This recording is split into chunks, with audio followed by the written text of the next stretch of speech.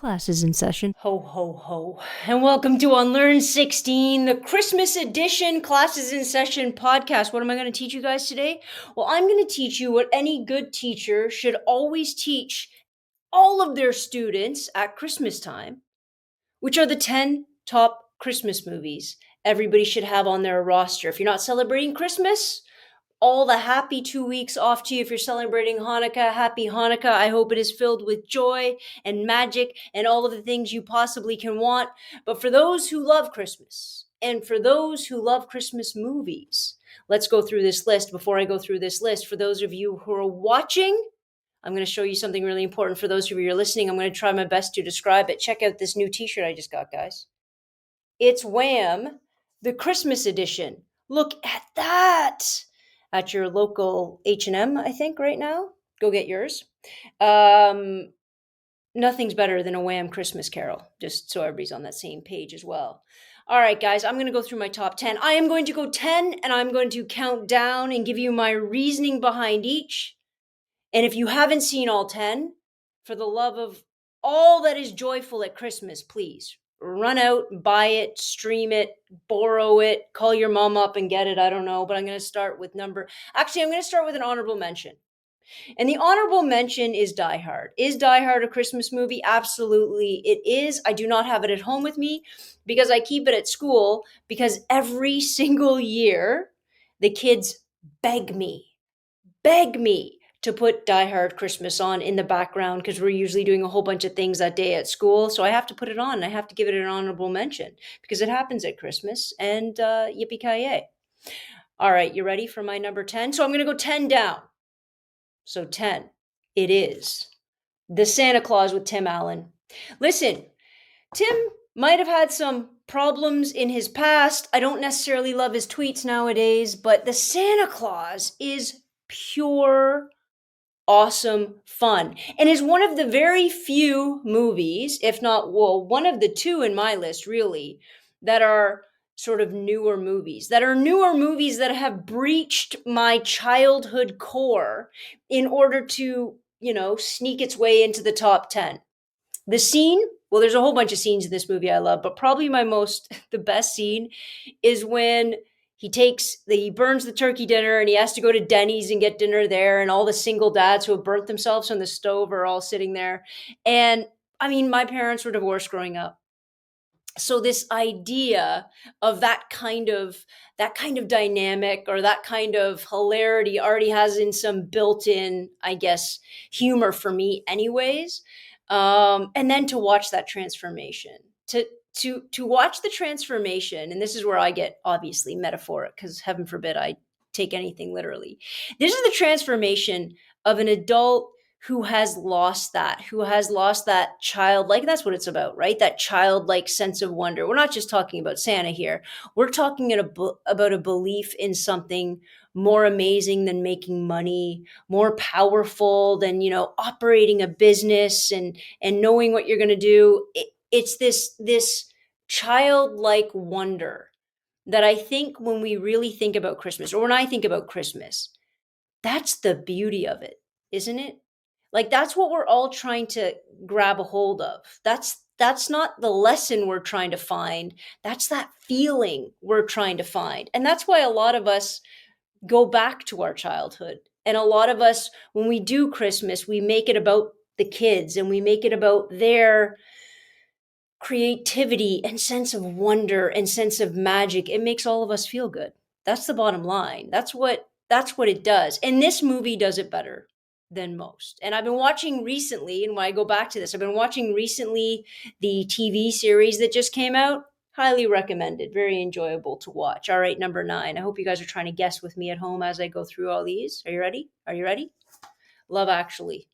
Listen, for those who say holding up those cue cards was horrible and stupid and ridiculous, I don't know who you people are. I don't know who you are that doesn't see the perfectness in that moment.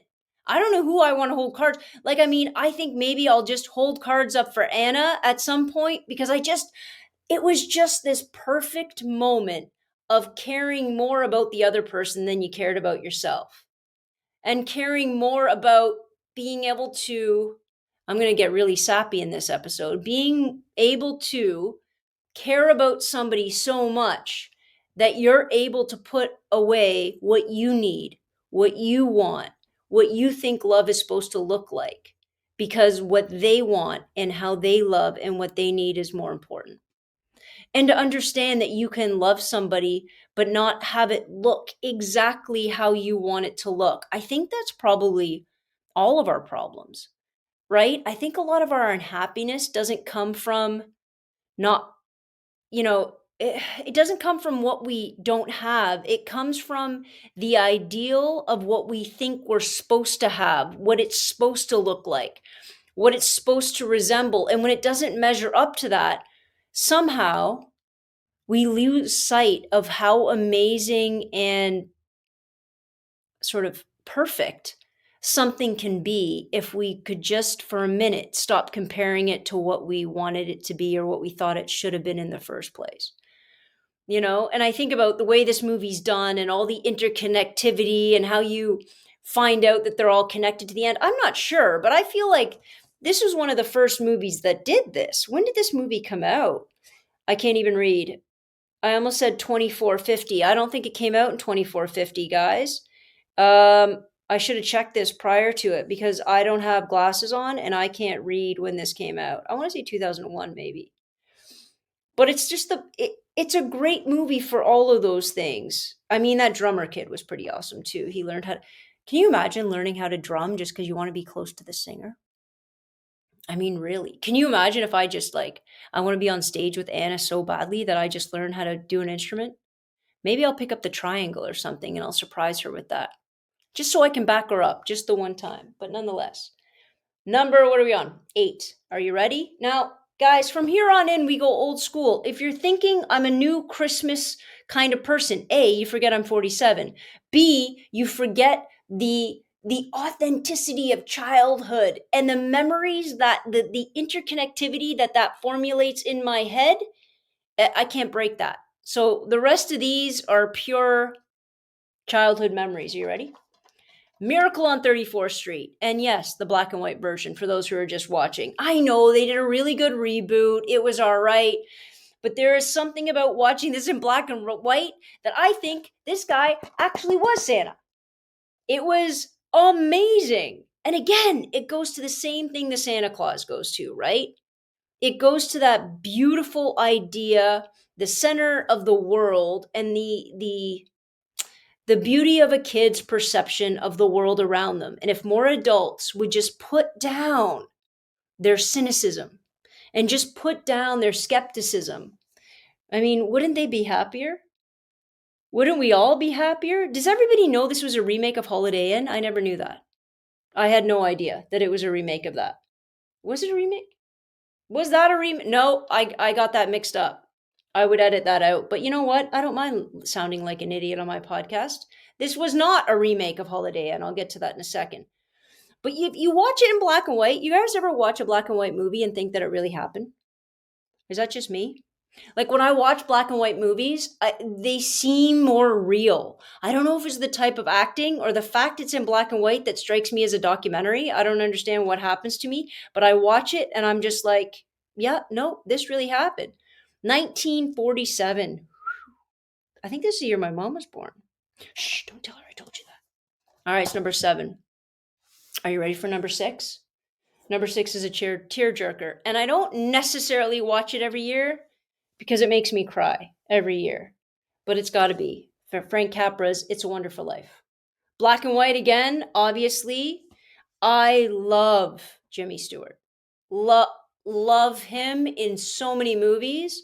I really do like it when he's in a comedy, but It's a Wonderful Life is this beautiful story. If you haven't seen it, heaven help you.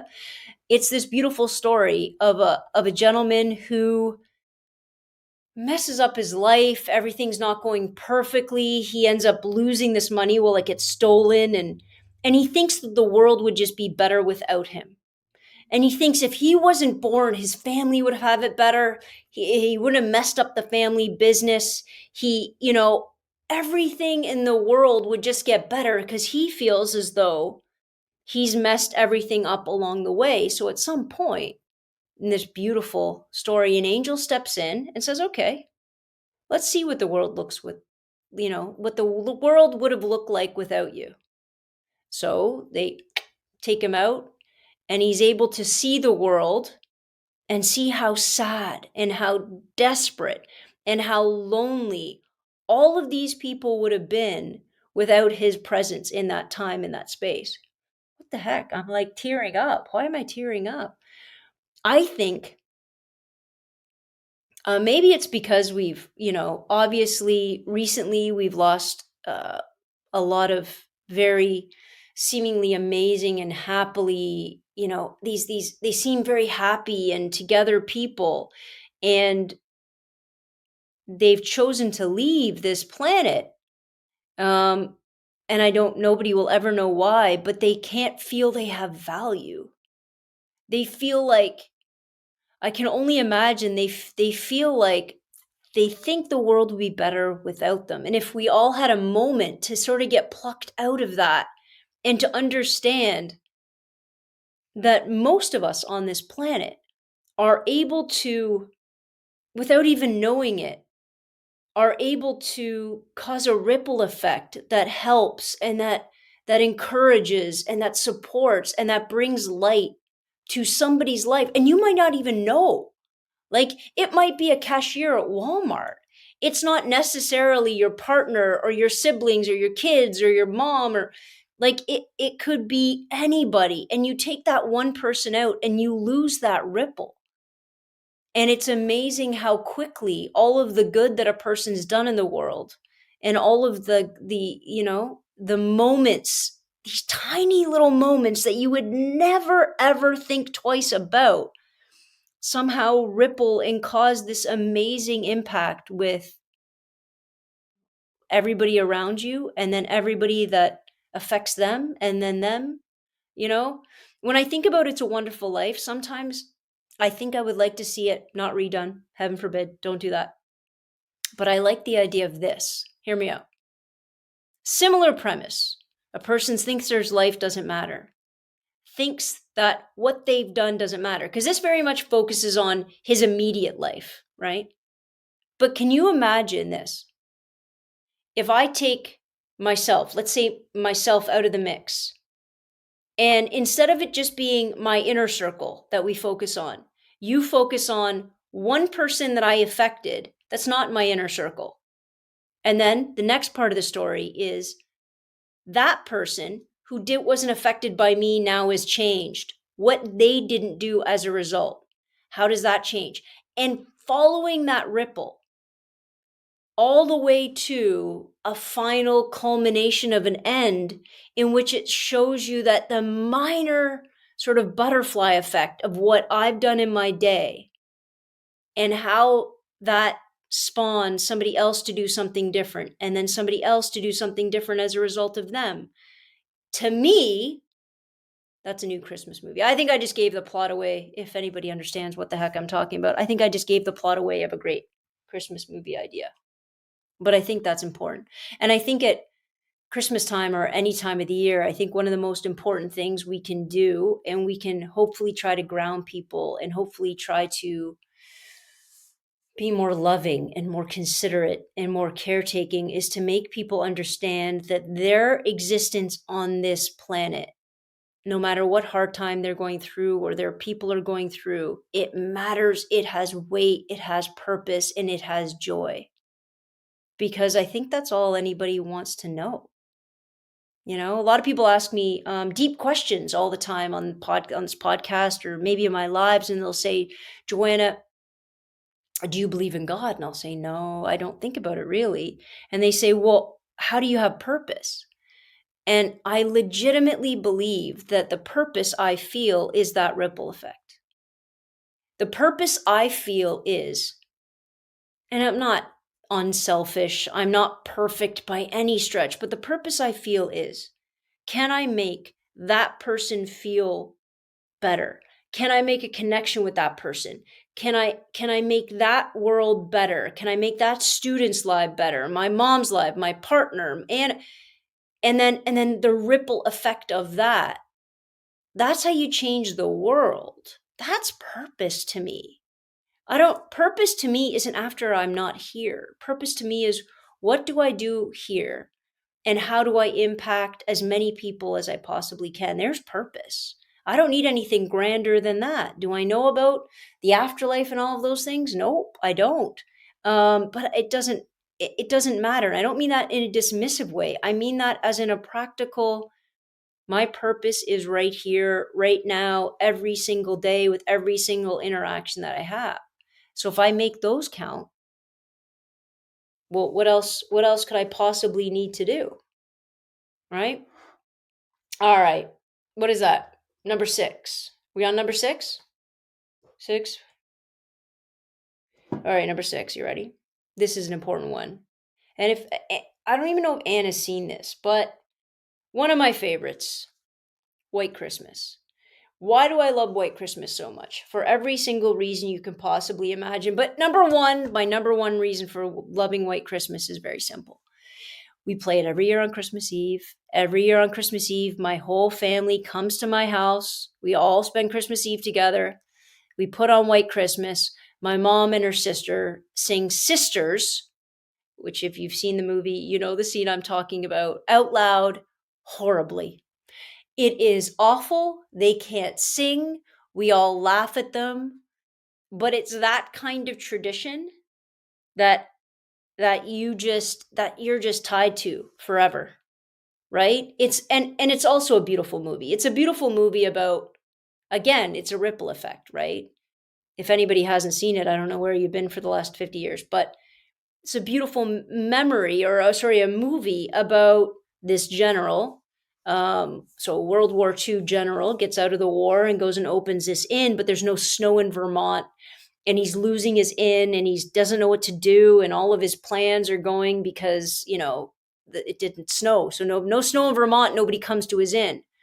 So two of his infantry soldiers, I don't know what they're called, guys. The guys under the captain guy, they're Bing Crosby and Danny Kaye, and they're big stars, right? They're variety show stars, and they find out that he's in trouble, and they pull together a $1 million show at the drop of a dime because they can, and they move it all up to Vermont so they can save his inn. Why am I what is with the tears? If you're watching, and I'm sorry, I don't listen, I'm emotional today. I don't know what's going on.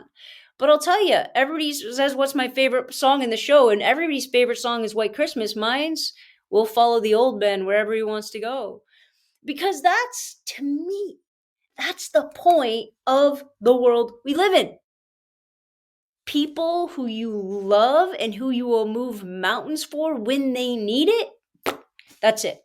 That's the only movie that ever needs to be made. Maybe I need a session where I can like cry it out or something. All right, I'm not going to cry at this next one. Maybe, maybe. I don't know what's going on today, guys. All right, here we go. Go see White Christmas. If you haven't seen White Christmas, again, I don't know what you've been doing.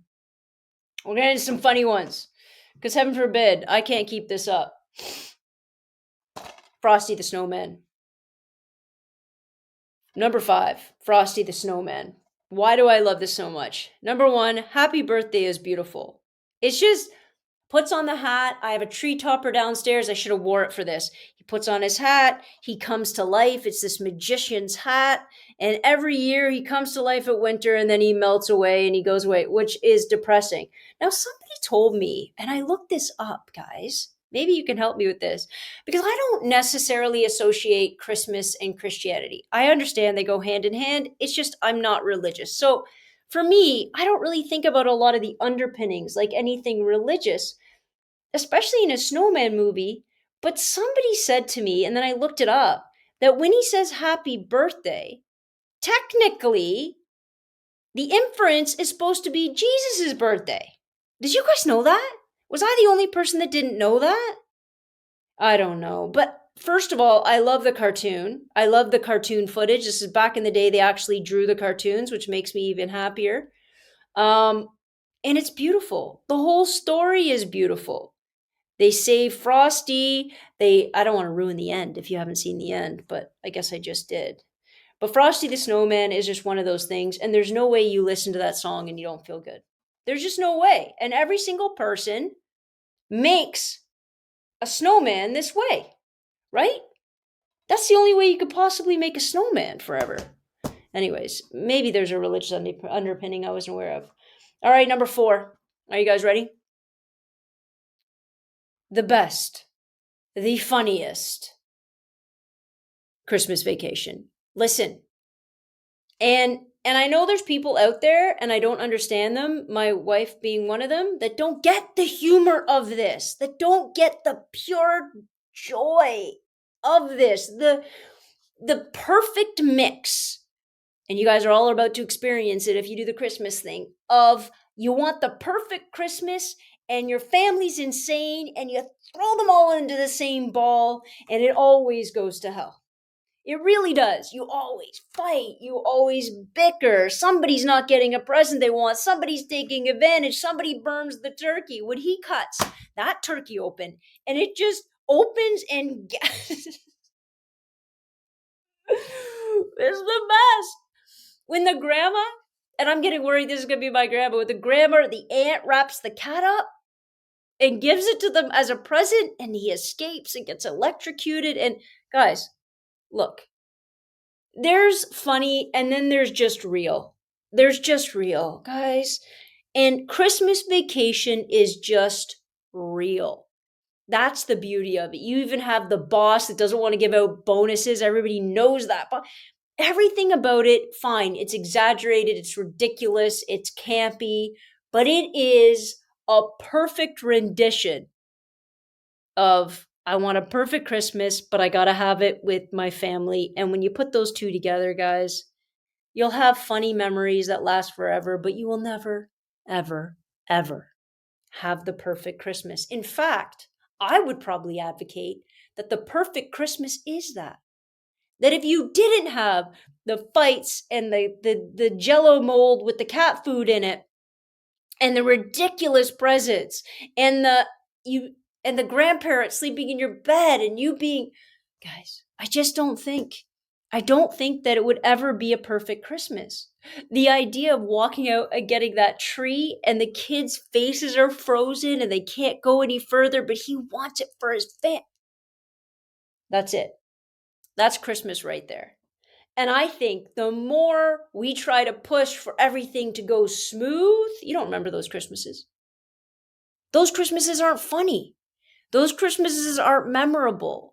You want everything to be happy in the end, but you want that kind of excitement. And there's no way, I don't know how big your families are, but there's no way you can put 20 people in the same room and buy gifts and eat and share memories without it going a little awry. You just can't do it.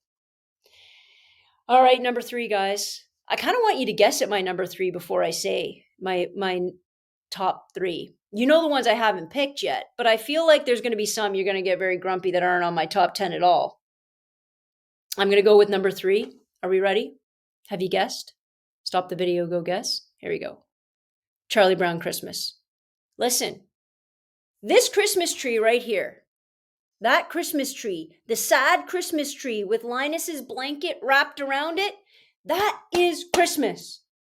It just is. Guys, if I could get a real live tree like that, like I mean a ginormous one, that's what I want. You know when people say, "What do you want on your lawn? Have a Christmas ornament or like decorations?" I want that tree life size, and I want to wrap a blanket around it, and I want one ball hanging off it and a light shining on it. That's my perfect lawn. If there's anybody that knows how to make that, I would love to purchase one. But it's funny because I don't know how many people get the point of this, like how this tree is so representative of what I think this is supposed to be about. Whereas most people, they talk about family, they talk about friends, they talk about all these things. But when you look at this tree and how sad and pathetic it was, but this is the one that he chose, guys. That just goes to the heart of who I am, I think. That's how a lot of the toys I've ever bought were in broken packages. I just feel like if more of us could see the beauty in things that weren't perfect, wrap them in a little bit of a blanket, and keep it anyway, wouldn't this world be almost a perfect place? Right? Doesn't everything that's just not perfect and it's not the thing that everybody wanted, and if we just gave it a chance, it becomes the perfect thing? It becomes the perfect thing because it's not the thing that matters, it's the love and the commitment that we put into the thing. Am I making any sense? I feel like I'm just ready to cry this whole episode. What is the matter with me? But also, I also own Linus's blanket, or a version thereof. So I get that even that blanket means something to me. But you can put on this record, which I have this record any year, and it just makes everybody smile. You know? And you gotta love Snoopy. But it just makes everybody smile. My second favorite character, just so everybody knows, no, it's not the one. It's not Peppermint Patty, even though y'all are thinking that. It's Pigpen. I go Linus, and then I go Pigpen, and then I go Woodstock. Just so everybody's all right. Number 2. Have you guys guessed it? Number 2 already? We're down to the top 2. At number 2, it is the original, because I'm a purist. How the Grinch Stole Christmas. Come on, guys. His heart grew 3 sizes that day. Are you joking me? With the dog and the Who's and the meaning of Christmas and saving Cindy Lou Who. This is it. This is the perfect Christmas story. It's also perfect because I do listen to it on record. Like, I'll just put it on audio and it's amazing. But this is the perfect Christmas story. It is funny. I'm going to give a side nod to Jim Carrey's version because, again, I'm not a big fan of reboots, but the live action with Jim Carrey did an amazing job. And what I liked about the live action is it did the backstory of the Grinch. And you kind of have to think, right? That backstory of the Grinch, that's what built him. That's what made him so horrible. But guys, so horrible. Here's my question. Number 1, he's so horrible. He has a dog. His dog seems to like him. But number 2, if everything the Grinch gets is because it's garbage from the Who's, does that mean they threw away the dog? Did the Who's throw away the dog? I know that the Who's become are sort of bad people in the Grinch, Jim Carrey's version. But how did he get the dog? I'm going to need that answer at some point. But the Grinch, great. And I don't know if there's a better Christmas song than You're a Mean One, Mr. Grinch. And number 1, period. There is no argument. There is no anything that can be done to debate or contest. The number 1 Christmas movie of all time is Rudolph the Red-Nosed Reindeer, the claymation version. I don't want any other version than this. It is brilliant. And there's so many things. Number 1, the gay elf. Everybody knows that being a dentist is a euphemism, right? The Island of Misfit Toys. The elephant with spots. The Charlie the Charlie in a box. The cowboy that rides an ostrich. Guys, this movie was made, 1960 what? How old is this movie? 1964. 1964. And we still haven't learned the lesson of the Island of Misfit Toys. As a society, we know to include what? Elephants with spots. But we don't know how to apply this to real life yet. Why is this it's because everything that makes us great is in this movie. Rudolph's diversity and his red nose necessary. All of these toys on the Island of Misfit Toys. Even the Bumble, who puts the thing on top of the tree because he's so tall. Every single creature and piece of existence in this movie proves what? The more diverse and the more freedom we give people to be authentically who they are, the stronger the entire group gets and the happier everybody becomes. Why can't we implore this in life? This is it. This is the meaning of life right here. And I have a second question, and I'm going to put this out to somebody. I think we should make a part two. That's what I think. I think there should be a part two of this. And I know you're going to say, yeah, there was, Joe. There was this, there was that. No, no, no, no, no. First of all, I want it to be claymation. Can we own, is it a rule that we can't go back to claymation? Is it a rule that we just can't like go back a little bit and do something tangible and hands on rather than on the computer or CGI or cartoon, whatever? I want to go back to claymation and I want another story. I do. I just want another story. I don't want anything fancy. I don't want anything. I want an authentic part two to this story. He was shunned because it's really sad. When I was watching the new Santa Claus, they made reference to this and they said something to the effect of the reindeer were never the same after the 64 Rudolph was released because it makes the reindeer seem really horrible, because they made fun of him. But guys, the musical score is amazing. Everything about this movie is perfect. Everything is perfect. There is not one flaw in this movie. I really don't. Somebody's going to tell me about 18 flaws, I'm sure. But this is an amazing, and it's not just about Christmas.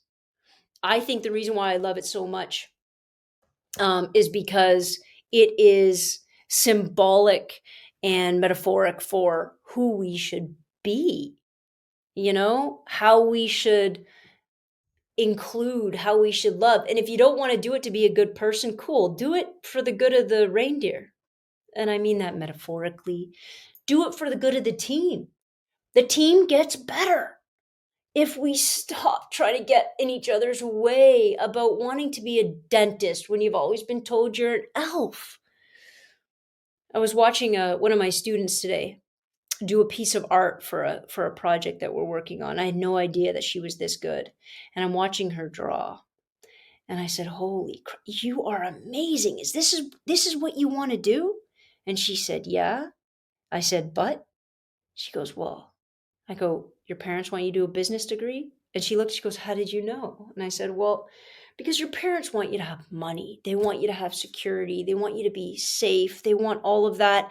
And there's something about this, about being an artist, let's say, that doesn't necessarily facilitate that drive." And I said, "But can I say one thing? Number one, you don't need, if you go off to do business school, you don't need school to be an artist, but you can do both. You can get a business degree, you can learn about that stuff, and you can still hold on to this. You can take electives, you can take summer courses, you can do both. Don't let sometimes what you feel needs to be done, don't let that get in the way of what your heart knows that you're, guys, and you'll see it eventually, but what you are brilliant at and what you're so clearly passionate about. I said one day you could be an artist. And I mean, that's your gig. You could run a studio, you could have your own gallery. And if you get your business stuff, cool. Then you know what you can also do? You can also be your own business manager. You can also control your own, you can understand the business side of the art world. And that's cool. That's powerful. That means that no other person will be able to control, manipulate, or otherwise usurp the art you can do. And you will just then have more power and more control over your future and your life. I say that to kids all the time who want to be musicians or want to be actors or artists or whatever. All these things that their parents are like, no, no, no, no, no. First of all, you can always find avenues to get more educated that has, let's say, some external practicality to it, but all the while be pushing to what your dreams are and what you're passionate about so you can control that avenue more. You want to be your own, you're going to be an actor? Cool. Know what an agent is. You want to be a musician? Cool. Know what a business manager does, or know what a booking agent does, or There's so many different ways. And the more you understand it in its totality, the more you are the author of everything you want to do in this world.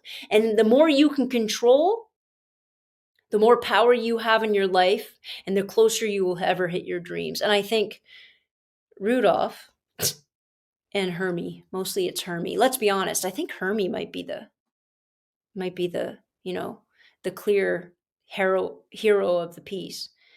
The more you can do that, the more you can understand that you'll eventually control your life. And the more that you can control and the more passion you can put into all of those aspects, the better your life will be.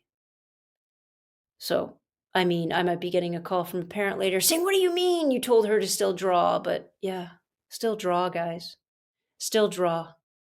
Figure out the important, passionate, amazing things that you put into this world that make your heart sing. Figure out how to do them, figure out how to do more, and expand that knowledge and expand that passion, and then do it with 100% of your heart.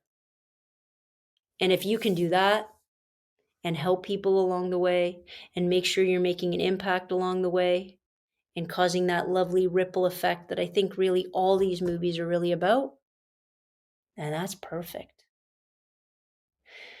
And on that note, I hope you guys have an amazing Christmas, an amazing Hanukkah, an amazing vacation, anything else you are celebrating. And I hope you keep your passions and your love and all of that close to your heart. Have a great Christmas, guys, and I will see you next Tuesday. Same Santa time, same Santa number, day.